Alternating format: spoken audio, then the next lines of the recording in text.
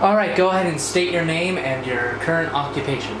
My name's John Onstein. I'm the lift maintenance manager at Mountain High Ski Resort. I've been in the ski industry for over 33 years. Okay, so I had interviewed you last year, correct? Correct. And last year you had stated that to be an effective leader, your characteristics had to match the quality of your team. Do you still hold on to that same ideal? And what were some ways that you put that theory into action?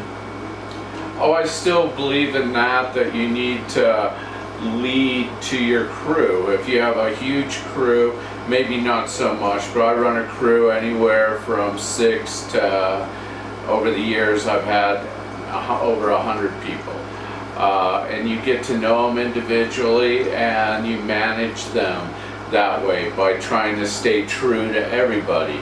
It's a juggling act most of the time. Okay, and what were some areas where you had to apply that? Well, I think I apply it every day when I send my crew out to do certain tasks and jobs out there. The key is setting the employee up so they don't fail, but also challenge them so they keep going.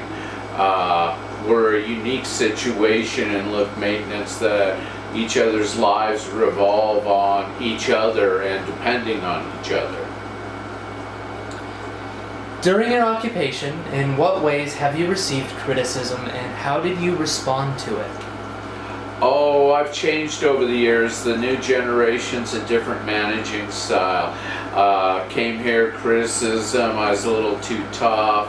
I had a tendency to raise my voice. And these are all things that worked with prior generation, men my age, but the younger generation just didn't respond. So I had to change how I talked to my crew, how I assigned them work, and how I thanked them at the end of the day. The older guys didn't need praise at the end of the day, where the newer generation really appreciates being told that they've done a great job.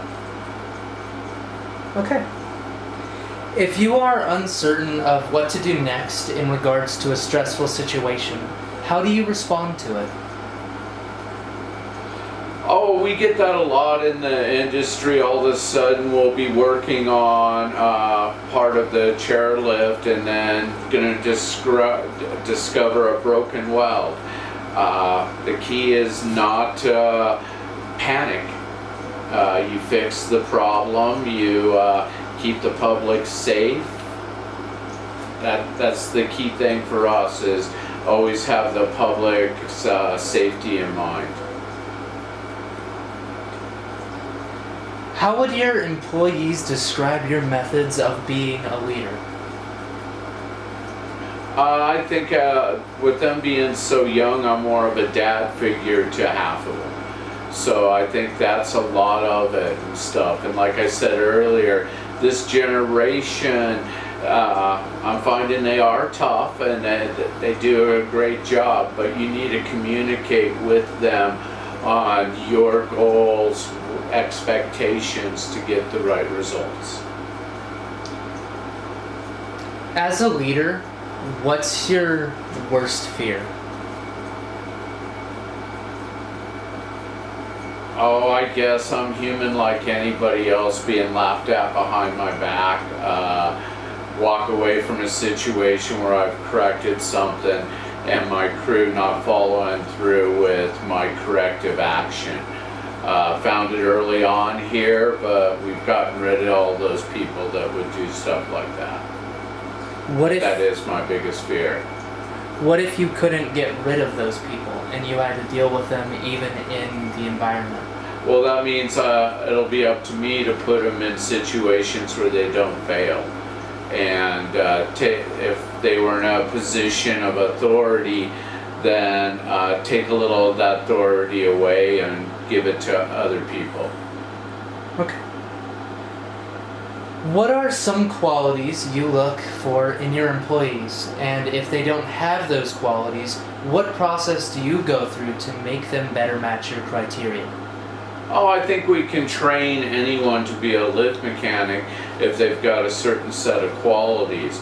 You have to be mechanically inclined for one. Number two, you got to be a little bit of a venture person too. We're working at anywhere from 20 to 60 feet off the ground routinely. And so having a background in mountain climbing, rappelling, auto mechanics, that all helps. So once I hire someone that has the basics, then it's again, put them in situations where they don't fail. I've had guys their first time ever up on towers scared to death, and working with them, talking to them, getting them more and more time, they're as comfortable as anybody on a tower now. Okay, last question. How do you monitor your staff, and what precautions do you take to make sure they do things right?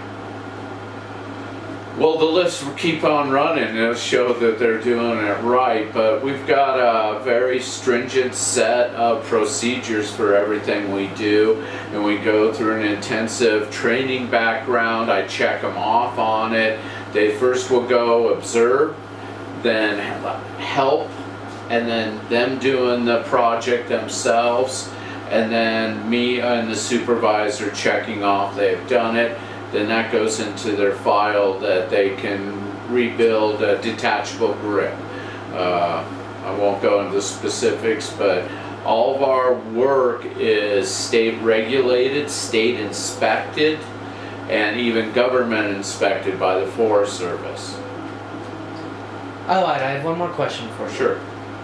How do you stay organized when under pressure? I think that comes with practice and doing it so long. If a lift's down, you're not going to see me run out there panicking and stuff, but I did my first few years in the industry. But it's just with experience leads. We're going to make mistakes, and it's not repeating those mistakes. Alright, that's all I have for you. Thank you. You're welcome. Have a great day.